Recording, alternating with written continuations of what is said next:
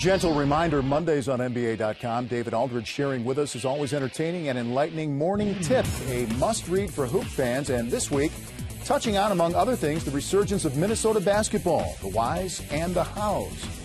And one of the sources in that story joins us right now by phone. We welcome in Wolves President of Basketball Operations, David Kahn. And David, thank you for taking time with us. And I'd like you now to go back to your sports writer days, be a media guy again, as painful as that might be for you.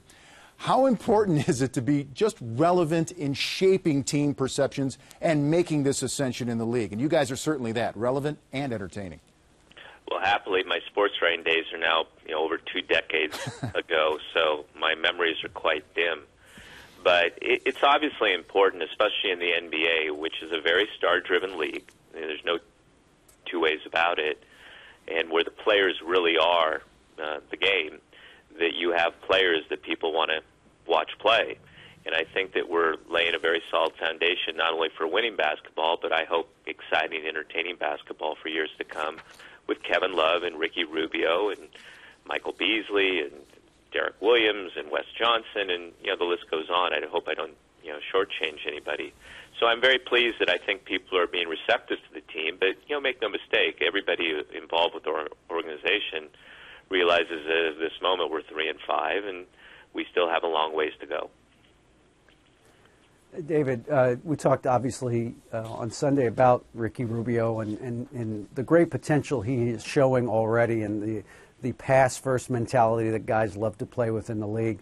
Has he exceeded your expectations having come over here? Well, there's no question he's playing at a higher level right this minute than I expected. I did expect him to have a very significant impact with our team and be a very bright star in our league for a long time. But I think even myself, I think that his transition has been easier than we envisioned. He seems to be getting and picking up things really quickly in terms of the differential between the NBA game and the European game. And so we're all very excited about the progress he's made already. David, hey, Lang Whitaker from Slam Magazine. You talked about your rookie, Ricky Rubio. Tell us about the other rookie, Derek Williams, and how he's fit in so far this season. It's funny. Typically, you'd have a second pick in the draft. We get all the attention, and because Ricky joined us this year, it's almost like he's flying below the radar. And I think that might actually be a good thing for Derek, in that he doesn't probably have the kind of pressure and expectations that normally would be put upon somebody who was taken second overall. We like him a lot. We think that he's very talented and he has a lot of skill. I think he, too, is going through that inevitable adjustment period. So many of the kids in our league who come through the draft haven't played much basketball, really, when you think about it, at least in terms of organized basketball. They've been playing in AAU systems, and maybe they're one and done, and in Derek's case, it's 2 years. We're very pleased. He's got a chance to be a very special player in our league. He's only 20. He's got athleticism, skill. He can shoot. He just needs to, put it all together, as cliché as that may seem, and I think that day will come here in the next several years.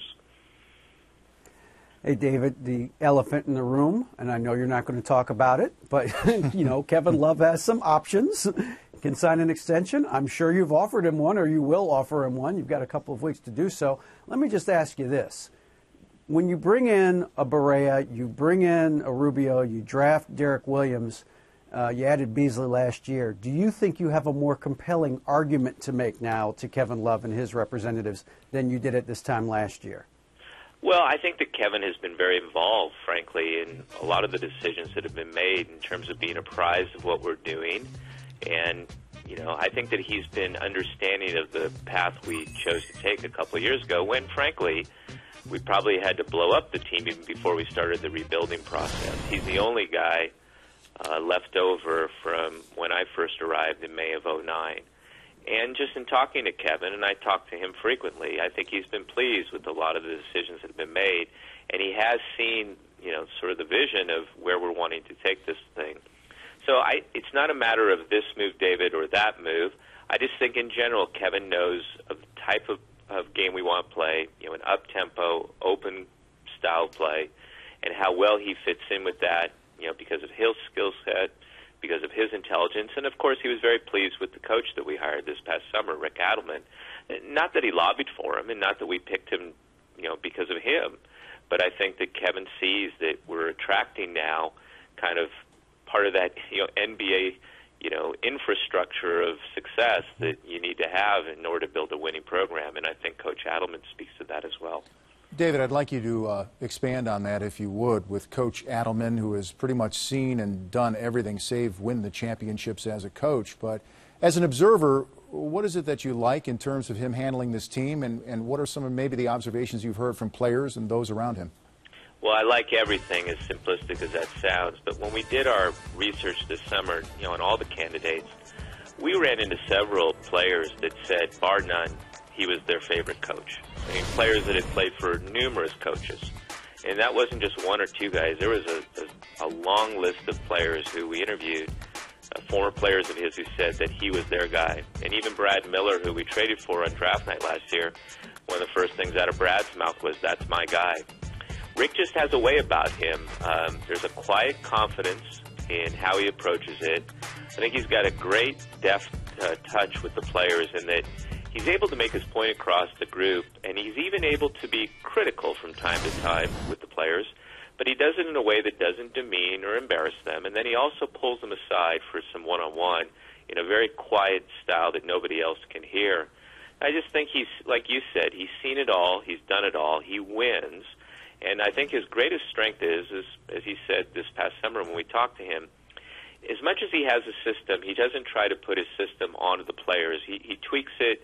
He manufactures things to play to their strengths. And I think that's what his former players have most appreciated about him. He puts them in positions to succeed. And I think with a young team like ours, that was very necessary. Well, David Kahn, we appreciate you spending some time with us and sharing insights on the Wolves. Best of luck for the remainder of the season. Thank you for having me. Bye-bye. And don't forget, you can check out the Minnesota Timberwolves on Fan Night on NBA TV. It's part of our doubleheader. Minnesota welcoming in the MVP and his Chicago Bulls. And that's followed by the Suns and Lakers. You speak, and we always listen on Fan Night. And when the beat returns, our gang goes on the clock and ponders this year's version of the Dallas Mavericks. Have the Mavs turned the corner, and what's ahead for them? The answers are next.